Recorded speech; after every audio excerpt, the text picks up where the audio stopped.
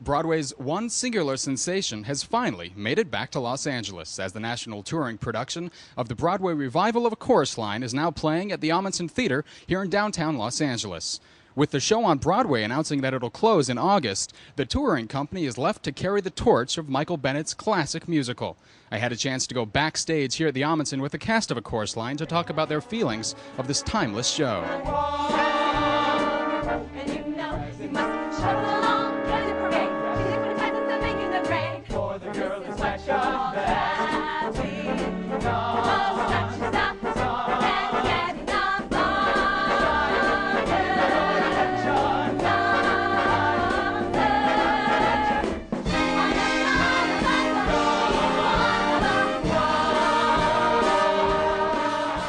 It's a dream come true for me. It really is. I was thinking about it today that, you know, this show will close on Broadway now, and then we will be the only company out. And I'll never forget seeing it for the first time and thinking, oh my God, that could be me someday. And standing there every night and singing that Music in the Mirror number is just magical for me. And I think it will be to audiences too. I thought I knew it. I'd auditioned for it a couple times. You know, like I was like, everyone knows A Chorus Line. But I didn't quite get it until I saw the revival about a month after it opened last year. And I didn't realize how stylized it was, and there was just a lot of things, and I wasn't not prepared for my reaction at the end. The finale started and I just started sobbing, and I kind of said, I have to do this show. It really got to me. I think originally, because Michael Bennett's vision was so singular, he knew, even though he didn't know what form he wanted it to take, he knew that he wanted to tell these people's story. And I think that always, throughout the entire process, he remained very honest to the truth of these characters and to their essence. And I think that that's what people fall in love with, is they actually fall in love with each individual personality on the line.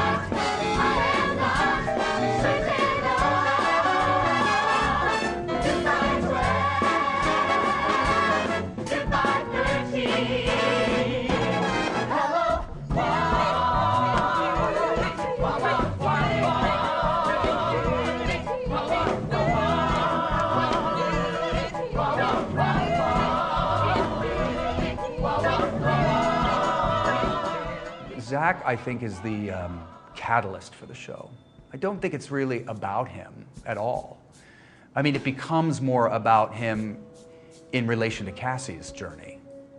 But I always feel that the story's not about him. It's not, and actually the more I've sort of experienced it, I've realized that the less one sort of imbues the point of view, or has a strong point of view, the more powerful the show is, because it really does put the audience's attention on the people on the line, whose real story it is, those 17 people who are standing on the line. Cassie's such an intense character, and it's you know, you're always compared to Donna McKechnie or Charlotte d'Amboise or whomever it is that was someone's favorite Cassie. But for me, it was one of those parts growing up as a child that it's the iconic dance part. It is what you said. And I was lucky to get a lead in a Broadway show when I was 21 and get a little excited about that and move out to LA and try to do that thing. And it didn't work out, and I went back to New York to dance again as well. So I have a very similar Cassie story, and it's very cathartic and very deep and therapeutic every night to do it. He's had a rough life. I think he knows he's near the end of his dancing career. He kind of thinks it's ridiculous that he's being put through this whole audition, so he's kind of making fun of it as he goes along. But he also desperately wants the job and is extremely proud and knows he's a good dancer. And yeah, you know, so I try not to ham it up too much. That's kind of what I go for every night. I see Sheila as a woman who has relied on her sexuality and a woman who's relied on her looks for most of her career. I mean, she's talented, no question. She's a hard worker, no question. But she is now nearing the end of being able to just ride on those looks. And I think it's terrifying for her. 5, 6, 7, 8!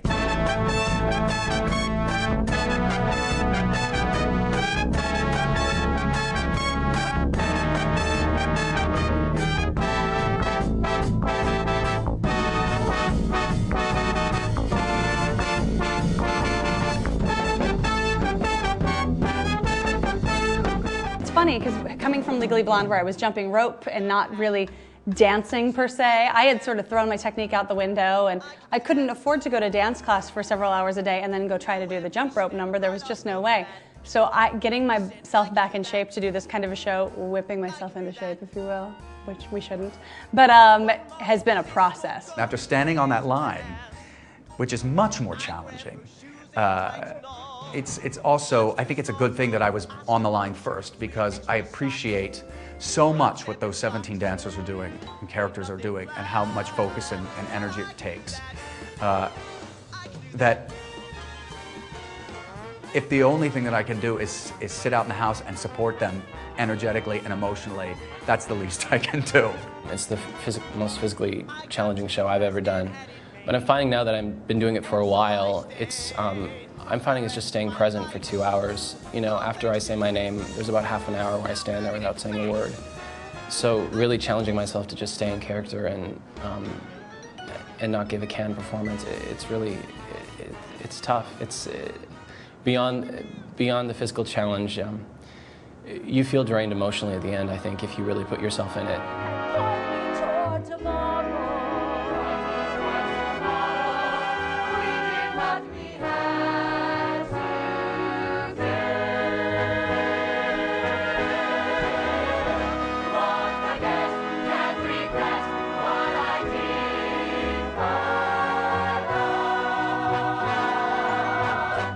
Well, I went in the beginning with the open calls and I got cut. They were just like, bye! And I went in again for, I think, Christine and Sheila, and they were just like, absolutely not, you were not a Christine. And, but they loved my Sheila. So then I went in for the Sheila Cassie standby. So I did the whole Cassie scene, the whole Cassie song, the whole Cassie dance, all of Sheila. And then they had me come in again later on for the Sheila Val Judy cover. So I did basically a 35-minute one-woman performance of a chorus line. I was like, do you guys have the Connie sides? Because I haven't done those yet. I think I went in 8 times total. I went to an open call at one point, and then I was up for a bunch of different roles. And then, like I said, I mean, I was working for the company in New York. They knew me really well, and I had to go in and do the Greg monologue for all these people I was already working for. So, I mean, that was nerve-wracking in and of itself. I was actually initially up in the revival for Val in the first place, and ended up not getting it. Jessica Lee Golden went on to do a wonderful job.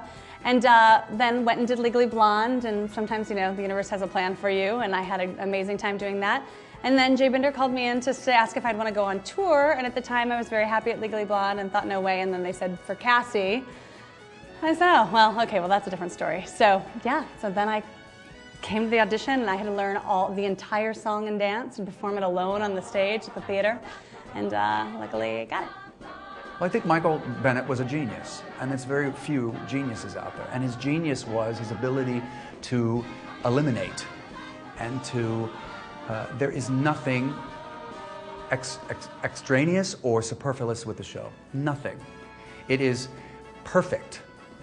And so you start to mess around with that. And the power of the show starts to diminish. And I think that that's one thing with the revival, the original Broadway revival. I know that Bob was thinking about, well, let's bring new things into it. Let's see what people bring to it. And that was fine, and people did bring something new to it. But I think what they saw is that actually the show was not quite as sharp, because those iconic characters are iconic for a reason.